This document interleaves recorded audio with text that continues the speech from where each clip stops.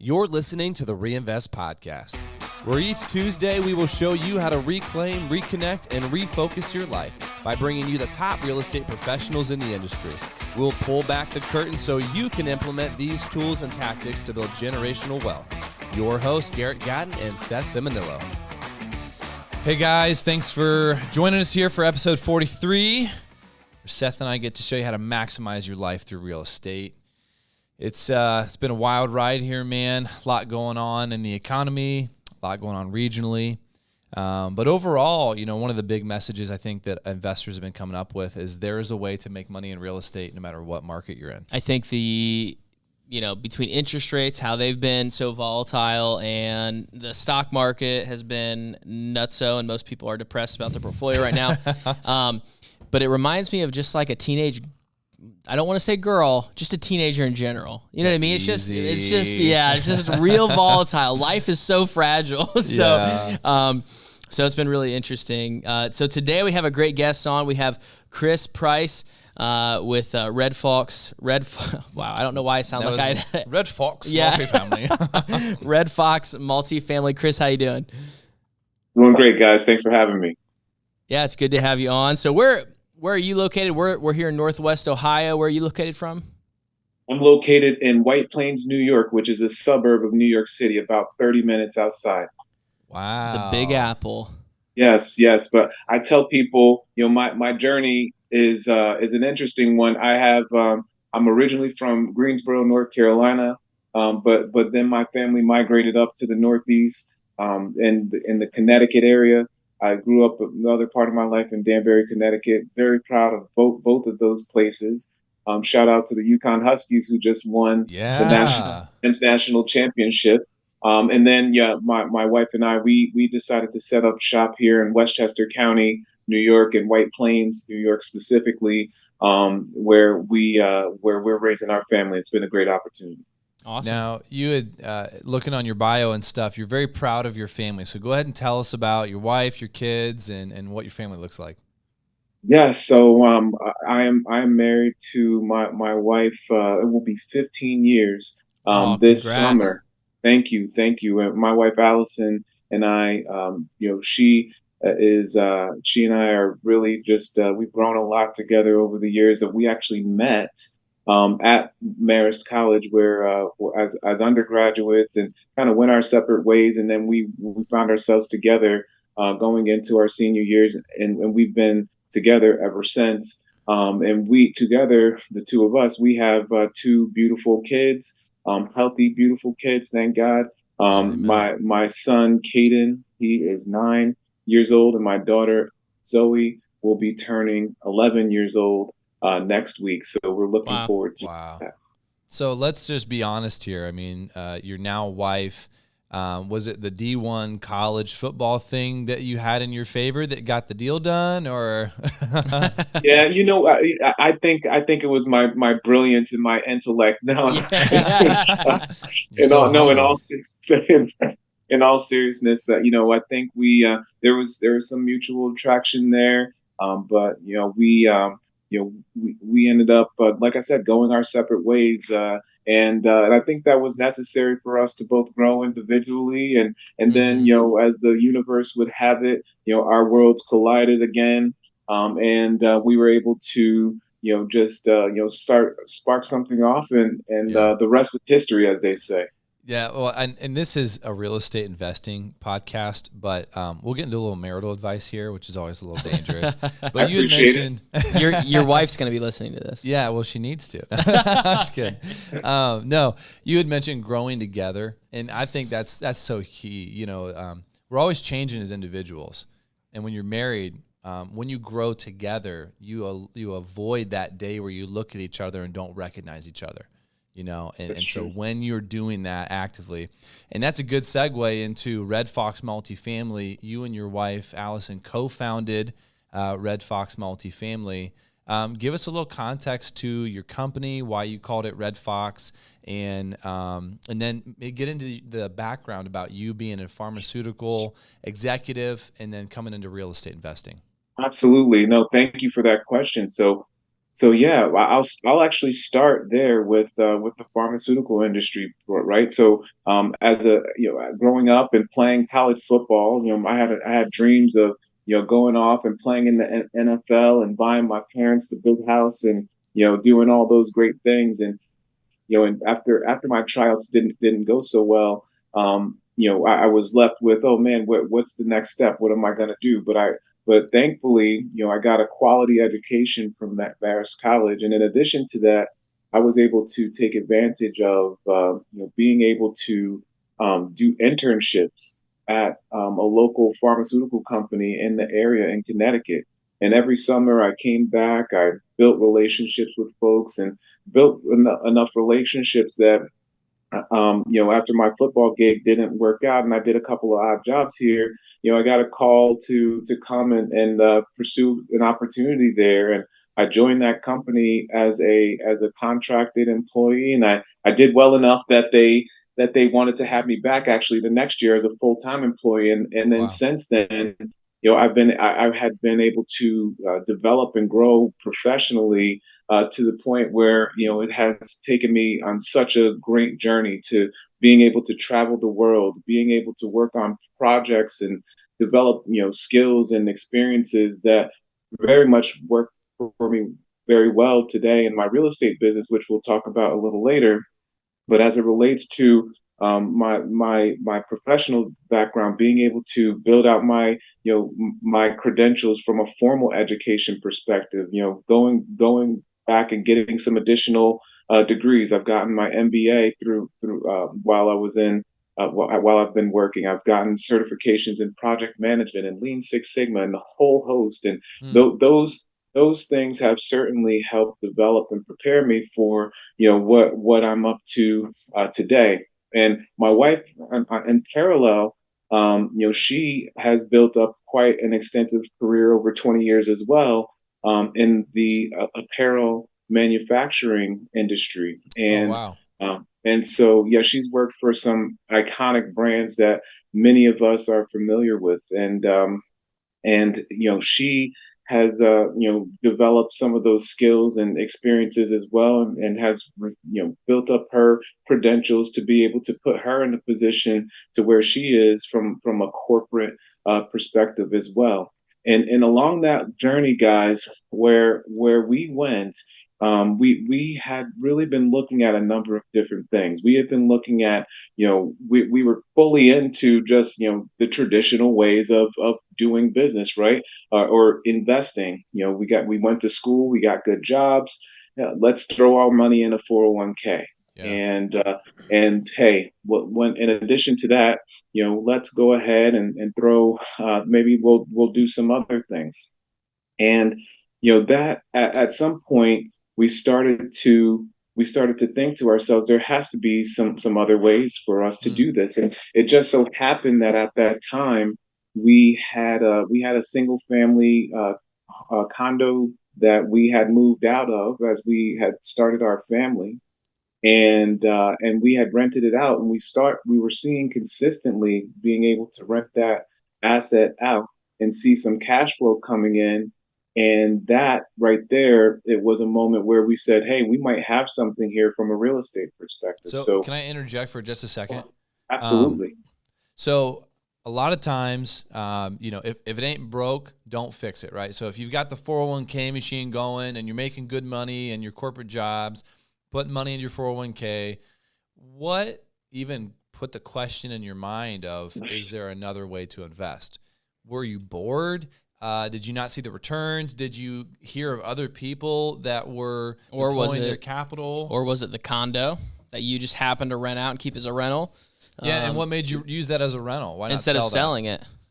Yeah, so it was great. So we bought that asset and at the height of the market. So it was one of those things that we Oh. became accidental landlords, and we didn't want to sell it at a loss. And Mm. so we decided to hold on to it, and holding it, we noticed that we were cash flowing it pretty well, and it was renting pretty well. But the trigger for us guys that led us into investing was really, this idea that, hey, we're investing in our 401ks, and is that the only way that we can build our wealth? And we had started to listen to different podcasts at that time, and we were reading books and getting exposed to different things. And one of the things that was a trigger for us was we started listening to we read the purple book that everyone seems to read in this industry, and that Rich Dad Poor Dad book started to open up our minds into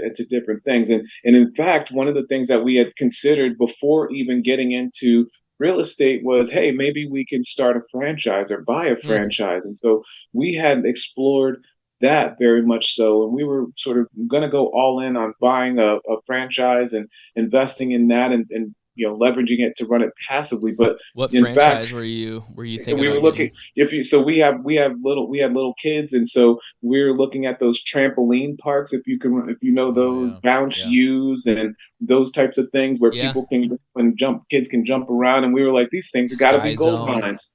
Exactly, Yeah. all of that stuff. And so we were looking heavily into that, and and for one reason or another, we just did not pull the trigger on it. But at the same time, we still had this condo that was doing its thing over there, and we said, hey, what if we went into real estate? And so we started looking at the real estate investment opportunities, and really got into a point where we were like, okay, there's an opportunity here for us to really exploit this. How can we do it, and how can we get enough of these single family homes to be able to reach our financial freedom number?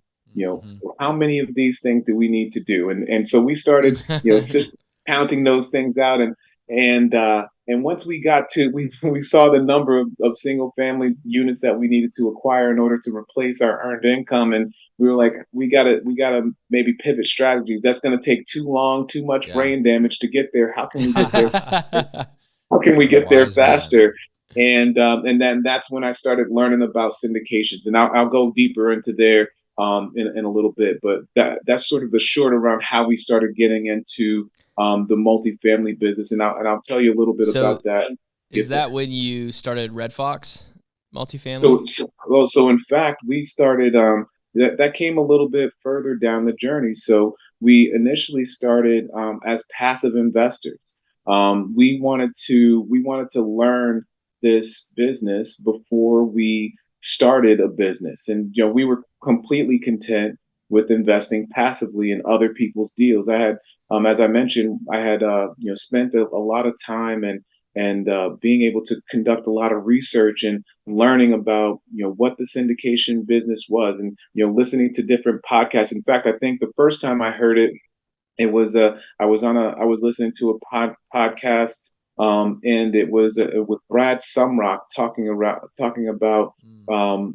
real estate syndications. I'm like, wow, that sounds interesting. And Hmm. he's saying, hey, you don't need to graduate from single family to go to multifamily. You can go right into multifamily. I Oh just thought yeah. that was going to be impossible, and that was such a influential thing. And I started hearing it over and over again. Why did that feel impossible? What were those limiting beliefs that You, kept you you from know thinking what? that? It's a great question. I think the limiting belief really was, I felt it. I will full out say that I felt that I needed to graduate from single family. So we had built this whole entire strategy around getting to financial freedom using turnkey single family rentals. And we were going to do that, focus on strategic markets in the Southeast and the Midwest. And that was going to be our plan and our path out to financial freedom. But then we started to realize that, hey, more and more education, more and more information. Hey, you don't have to do the whole thing when it comes to syndications. You can partner with other people that can bring comparable skills to yours.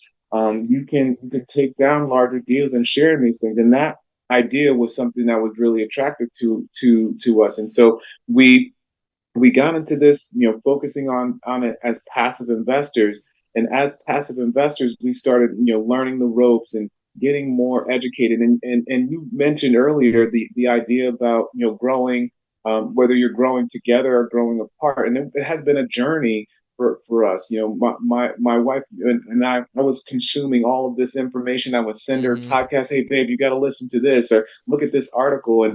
And there was definitely a point in time where I'm on full blast, 100 miles an Yeah. hour going, and she's not at the same pace as me. So it was important for us to have that dialogue and pause and check in with each other. And hey, here's what I'm learning, and here's what's happening. And we that did allow us to make sure that we were always growing or Yeah. together, and that she was super supportive of everything that we were stepping into, so that she was knowledgeable and aware. And just once we were able to have those conversations and make sure that the ideas connected, it was green light. Let's go. Let's do Yeah. it. When did you make the jump to active investor? What that first deal look like?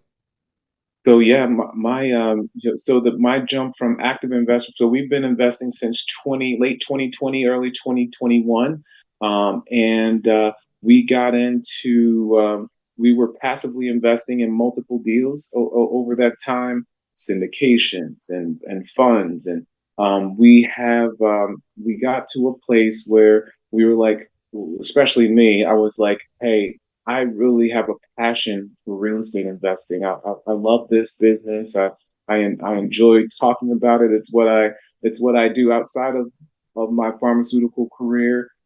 I want to go deep into real estate, and so I started to I started to look at how can I really do this in a way that is going to help us accelerate our growth and development in this space? And then how can I make sure that if I'm partnering with others and I'm bringing in investor capital, how can I do it in the most responsible way? And so, Mm. guys, I started researching different coaching programs and mentoring programs so that I could really do that. And so in April of 2021, or excuse me, 2022, excuse me, just a year ago now, it was March. Let me be clear. March of 2022, I was able to. We invested in a coaching program, and went deep into the education and took advantage of that. All listening to all the content, reading all the Yeah. content, Yeah. taking advantage of those environments, and from there, that created a lot of opportunity to be connected to different operators, different partners in these communities that are all people that are focused on this exact goal. And that was a Mm. great community. That is a great community to be a part of. And that's What sort of was what set me that coaching community you committed to? back. The coaching community that I signed up for was the Michael Blanc Yeah. Deal Oh yeah. Maker Mastermind and coaching Never heard programs. of him. I'm just kidding. No, Yeah. that's So awesome. so yeah, and I did. I mean, I think there are so many great programs out there. I tell people you really, you can't go wrong with. Well, let me not say that. I did a lot of research on those coaching programs. Right, I looked at Brad Sumlocks, I looked at Jake and Gino's, and the whole Hmm. host of them. And it's not for me. It was about which one at the moment resonated with me the Yeah. most with Right. with where I was in my journey. And Michael's program did that for me. And I had no regrets from there. And so one of the things that I tell people that want to get into this business is that it is worthwhile investing in other people's system. Okay, Mm. it's not necessary for you to try and go figure out what someone else has already done. You Right. To can, and go recreate the wheel. exactly, exactly. You can certainly do that, but you're going to invest a whole hell of a lot of time and Yeah. money trying to figure out something that someone else already has. And so I'm a big believer in strategically investing in systems to be able to help scale your business if you want to get into this full time. So for you and your wife, you had the accidental condo, and then you were like, okay, cash flow, we can invest in this, build some wealth. Felt a little bit intimidating and unattainable to scale that business. So you guys moved into passively investing in some syndications and funds. And then it sounds like just in the last year, you've kind of made the switch, and now you're trying to be a capital raiser and an active investor for syndications or funds or whatever. Exactly right. So that's when Red Fox Multifamily kind of came to fruition. So why Red Fox? That's an interesting name. Yeah, so no, it's a great question. And so yeah, we started Red Fox Multifamily about a year ago in March of 2022, and we started it because Marist, the mascot for the school, is the Red Fox. Oh, okay. And when we were thinking about the names that we could name our company after, we said, let's go back to where it all started for us. Where we have some of our most dearest friends and basically people that are part of our family, where we met, where our journey began together. It goes back to the school that we went to for our undergrad years, and the Red Fox. And so we said, hey, Red Fox Multifamily is what we'll name our company after. And since then, we've been actively building up partnerships with operators throughout the country, in strategic markets in the Southeast and the Midwest, to be able to partner with them and and raise capital, provide investor relations, marketing support as a part of these deals. And we just recently closed on our first deal as active. Wow. Investors in Congrats, Dallas, man. Texas. Yeah, man. So it was an awesome opportunity to be partnered up with some guys who were part of our community, and looking forward to continuing to partner with them and others as we scale and grow our business. What was the deal? Yeah, tell us a little bit about the deal. How large was it? We're real Yeah, estate so agents and investors, so we really nerd out on like the numbers and the gritty oh, details. So oh yeah, so this deal is a 152 unit Class B deal in Dallas, Texas. We're looking at essentially being able to double investors' capital in 3 to 5 years, and so wow. we're looking at average annual returns of about 17 to 20% on this deal projected. We're looking at and cash on cash return in this market, in this interest rate environment. You guys talked about the market at the opening, right? That we're projecting a 7% cash on cash return. So really a solid Wow. investment Wow. for investors at this point in time in the marketplace, and to get into a secure B class asset Yeah. that should really be a really nice deal for us when we all exit. Dallas is competitive Yeah, for it is. sure. When we came back from that conference, there were a lot of big operators that were like, "Hey, our sights are set towards Dallas," and so I guess walk us through that. What's it like to go after a pretty sizable property that would be on a lot of people's radar? Because I'm sure that 152 unit was probably like a $1 million property, right? Yeah, yeah, not quite, but yeah, but no. In all seriousness, what it was, this deal was an awesome, it was an awesome deal, 19.2 million actually, $1 million deal, with a 9.2 million capital raise. So Wow. it was a sizable deal, and we got some solid terms on it. But going into that mark, one of the things that really is beneficial for me, guys, and I'll take a brief journey just to tell you a quick story about how I got to partnering with these guys, and it really came down to initially coming into this into syndications and starting our business. I was really focused on linking up with specific individuals, and had invested a lot of time and effort to being able to grow something, and then that the band disbanded. Everyone was going on their separate ways, and I'm like, oh man, what's going to happen now? We invested so much time with one another, and now we're not even keeping our group together.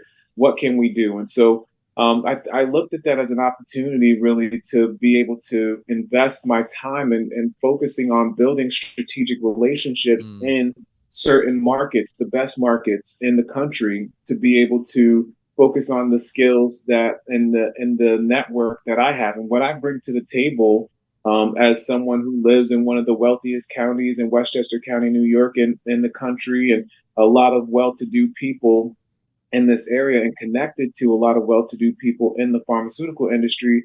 I know that these folks, want to be able to invest and grow their money and build their wealth for their families. And maybe they do need a little bit of education about real estate investing, and why couldn't I be that conduit to those investors in my community to connect those investors to great markets with great deals and help them diversify outside of the stock market and really, as we'll talk about later, recession proof their retirement.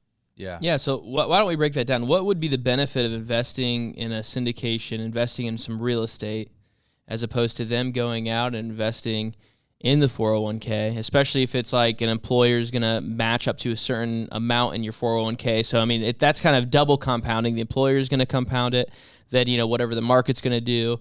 And then, there's the stock market. I mean, there's kind of a lot people can invest in right now. So what is your message? What is the benefit of people going into real estate, specifically for syndications like what you're doing?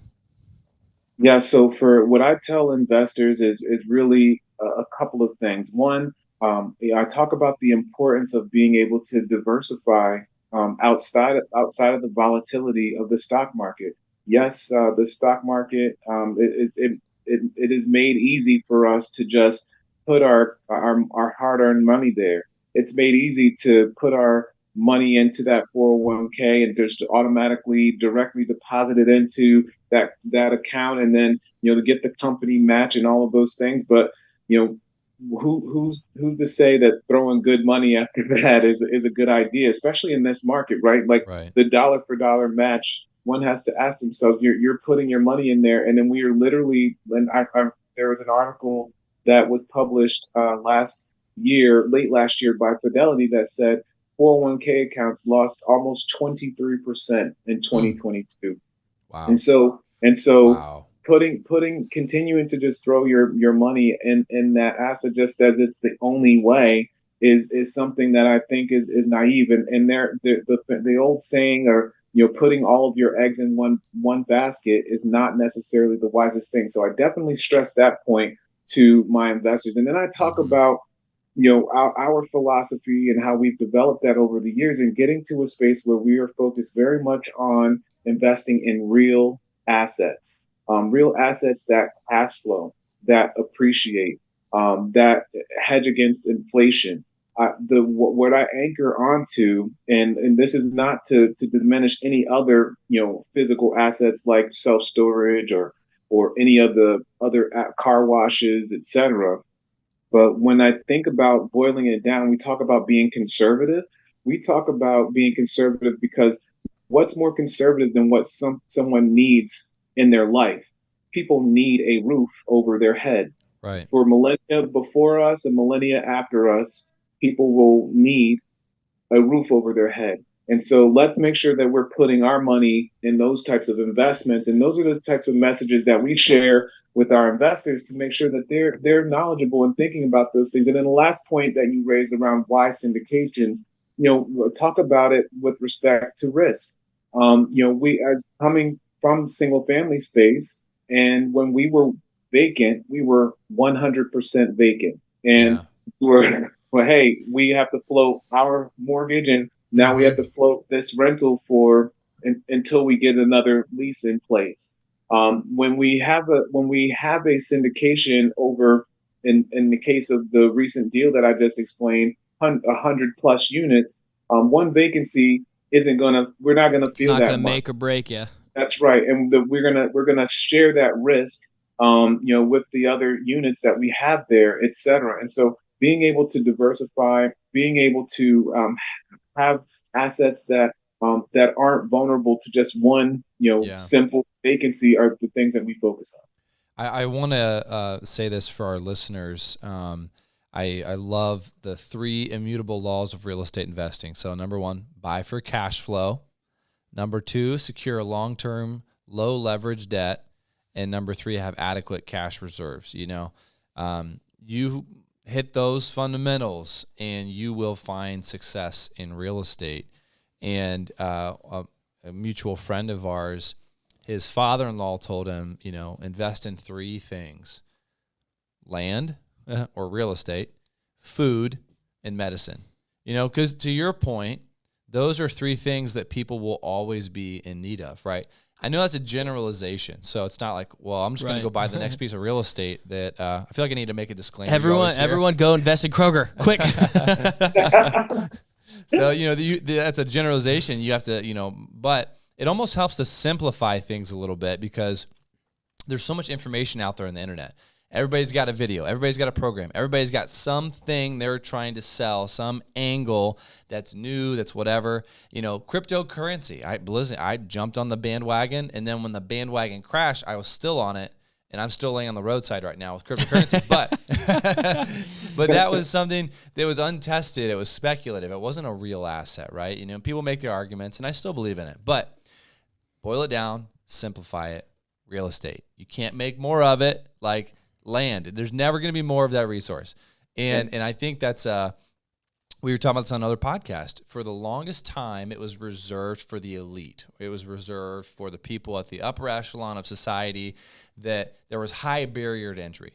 And now you're finding, you have a network of people that are high net worth individuals, and maybe they feel intimidated by real estate. Maybe they don't even know the benefits of real estate. And so you are an inroad to them. Mm-hmm. One of the questions I want to ask you, though, is, we have a mixture of passive investors and active investors that are our audience base on the show. And what would you say? So this is more a question where your answer is directed towards our active investors. As you started to meet with people in your network about, placing money with you into deals, what were the questions or the concerns that they had that they vetted you as an active investor? And what lessons could we then kind of help our active investors learn from that?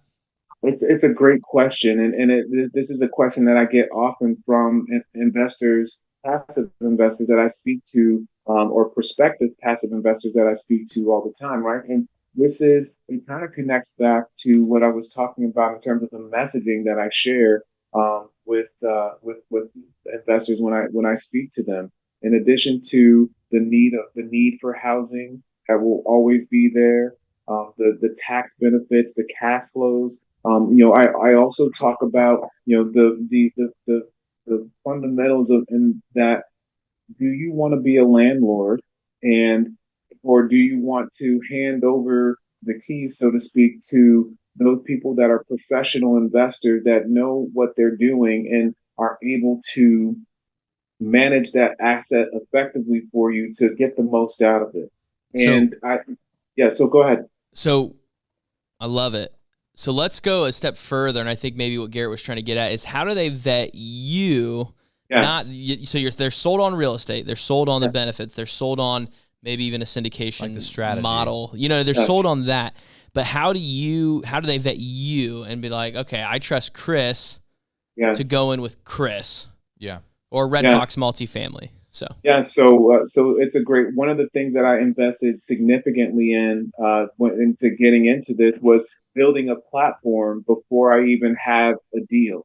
And what I mean by that is I started a virtual meetup called Wealth Mindset in Real Estate Investing. It's a meetup. Now it's over 900 plus members. Now I don't get 900 members that join my meetup every other week when I have a meeting, but we have people that are there. We utilize that meetup as a platform to educate investors and prospective investors on what's going on.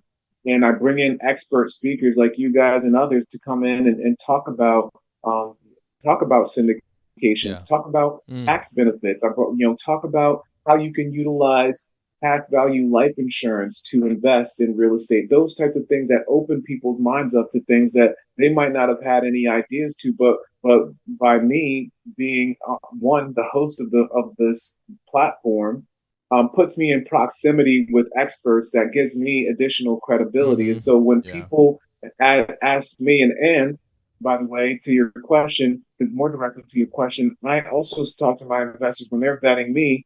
I have passively invested. I needed the proof of concept first before I even started singing my song to everybody about investing in syndications.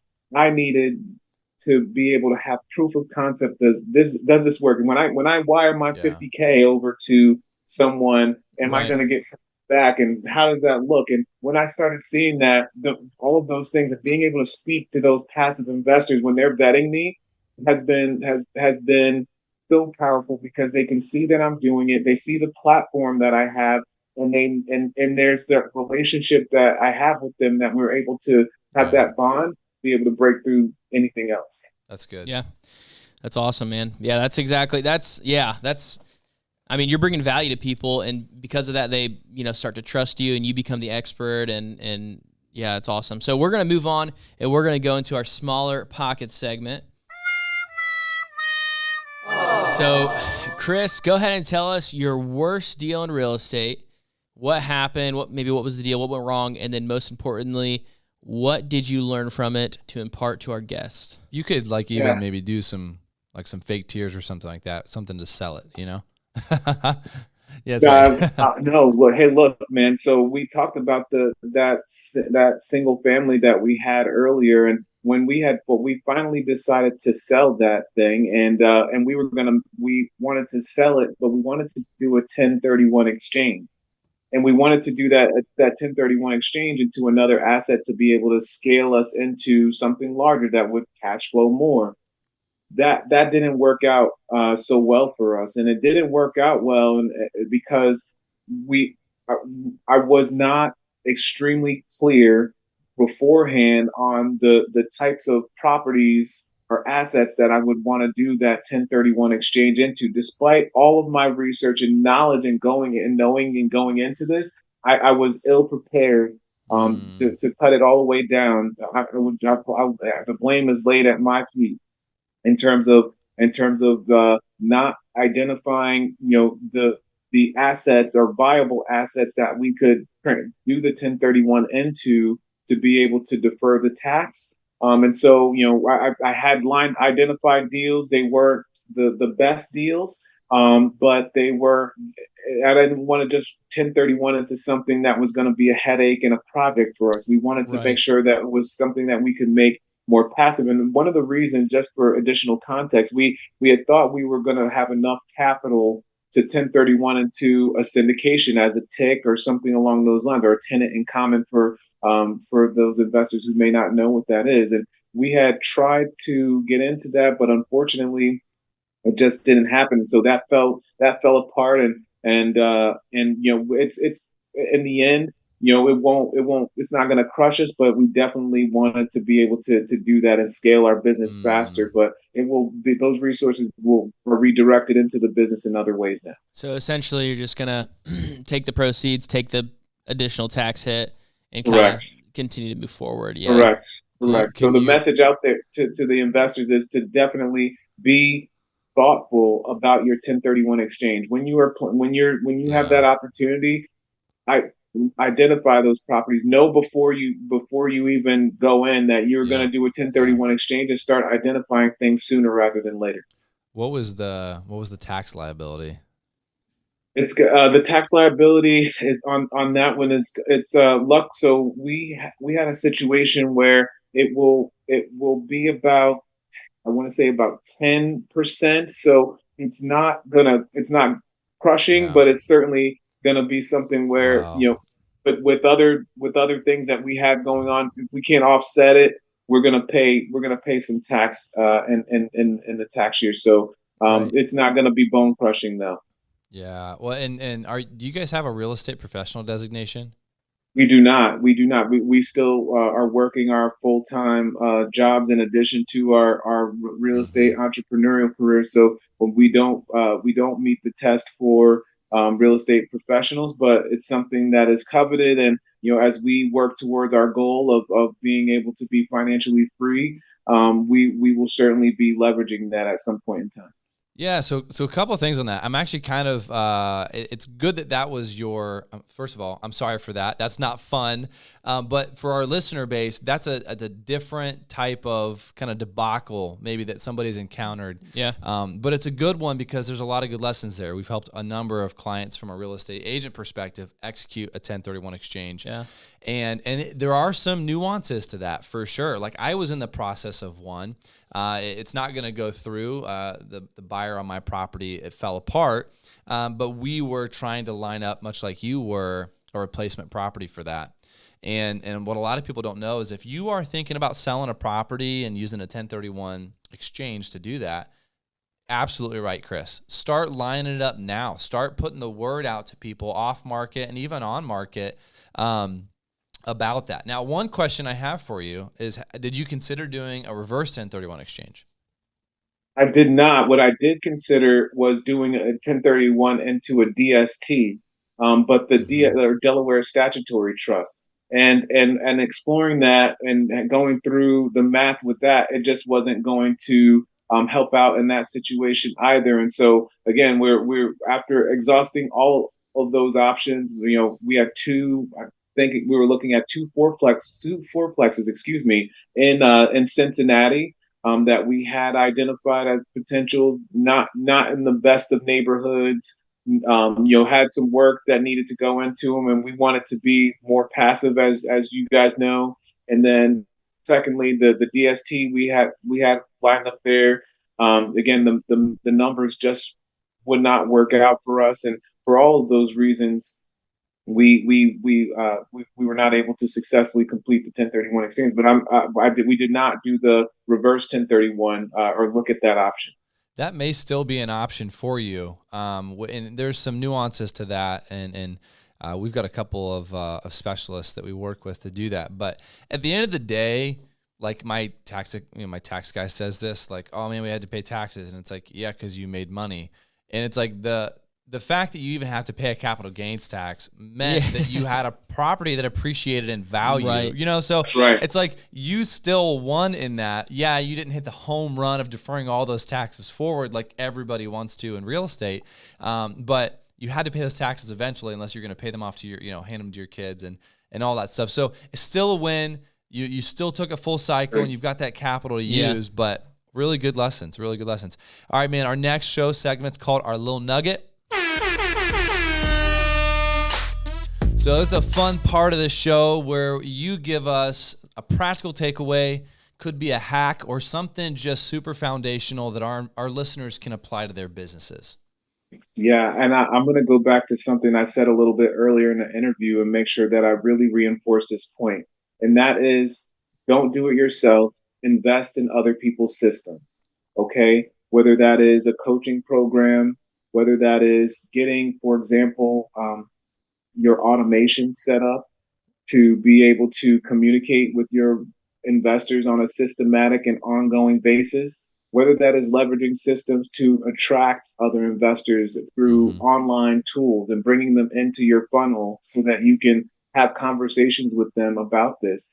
Yes, you could invest your time and your energy trying to figure all of that stuff out, or you can invest a little bit of capital strategically into other people's systems to be able to help you scale and do it faster. Yeah. And think about it. And you guys know better than any in this business, speed is important. And if you can quickly scale and make the right investments into building up your systems, those things are going to capitalize for you in the long run.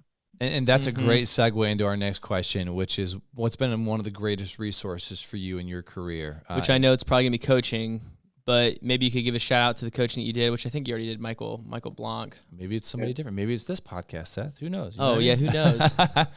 Yeah. Well, look, I would say there are so many people. Yes, the Michael Blanc program has been phenomenal. My mentor is a guy named Philippe Schuligan. He's been terrific to work with and really coaching me through some situation. Of course, I think we were connected through Julie Holly, who's been just a very great inspiration for me, and had a chance to speak on her podcast. But really, in terms of the value and the people, I talked about my wife and the support that she provides here, but making it very clear in terms of the real estate investing in particular. Again, anchoring in on the systems, being able to leverage. I will shout out two that I'm actively using right now that have been really great resources. The first is Jakob Smart and his Investor Attraction Academy. Being able to leverage LinkedIn automations to be able to bring people in my network to and closer to me so that we can have real conversations that ultimately lead me to educating them on what real estate syndications are and leading them to becoming investors with me. That's the first. And then secondly, to be able to nurture the investors that I have both through that funnel and through my my meetup that I have, and the hundreds of names that I have on that list. And it has been a guy by the name of Jason Wright and the Intentionally Inspiration team. They have helped set up my active campaign funnels and automations to be able to nurture my investors and prospective investors, to keeping them informed on education in addition to the content that I'm able to publish out on an ongoing basis too. So those, I would say, again, investing in systems and tapping into those things, I would say those are very valuable. We can relate to that. It is amazing. Systems are really, they're a part of your team. It's not maybe a person per se, but it's something that gives you some scale and the ability to amplify what you're doing. Lastly, Chris, what's one way that our listeners, our audience, can follow your guys' continued success? Yes, you can find me on LinkedIn at Christopher Price, and you can also go to get some free information at and access our free webinar at redfoxmultifamily.com /consultation / and that will be able to give you some information on us, set up time to talk, and we'll be able to learn more about each other. Awesome, man. Yeah, well, dude, thank you. Thanks for taking the time to share your story with our listeners and your why. Had a lot of fun today. Thank you very much, guys. Appreciate the time. As always, excited that you joined us on another episode of the REINVEST podcast. If this episode added to your tool belt or left you feeling inspired, go ahead and share it with a friend. Stay tuned every Tuesday for new episodes. And if you want to get in touch with us, go to our LinkedIn or Facebook profiles and shoot us a message. Move farther, reach higher, and grow deeper. See you next time.